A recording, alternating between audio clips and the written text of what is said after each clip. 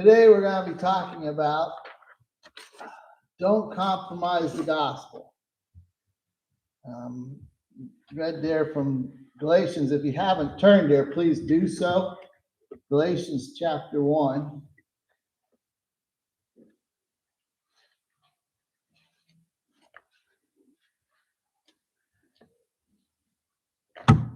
And we know the whole book of Galatians is written to the Christians there in Galatia, because the Jews were teaching them that you couldn't just be a Christian.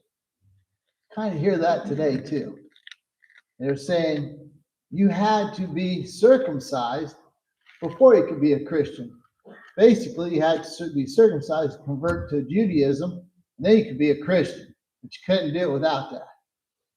So they were adding to it, is what they were doing. And in Galatians 1, starting verse 6, he says, I'm astonished that you are so quickly deserting him who called you in the grace of Christ and are turning to a different gospel. Not that there is another one, but there are some who trouble you and want to distort the gospel of Christ.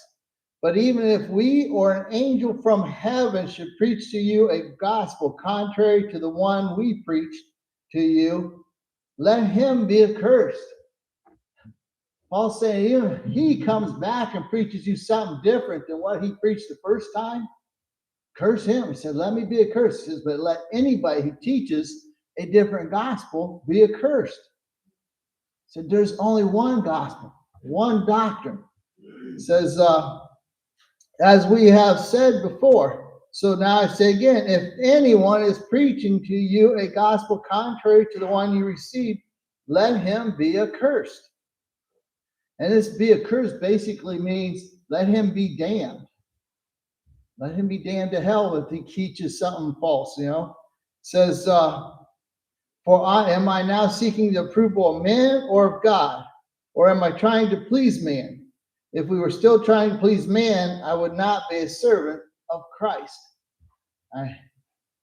Last week we went over keep it simple. Keep it simple. The gospel we talked about, the gospel of Christ is simple. What we just celebrated here for his death and his burial. And then what we celebrate now and every day is his resurrection. We should celebrate all of it every day. Because he did something for us that we couldn't do. And he saved us. But don't let people add more stuff to it. All right? And we'll get into a lot of the stuff as far as confessing and hearing and baptism and all that in the weeks to come here. But for right now, he's saying, don't let people add to you stuff. How many congregations, how many churches are there that add things?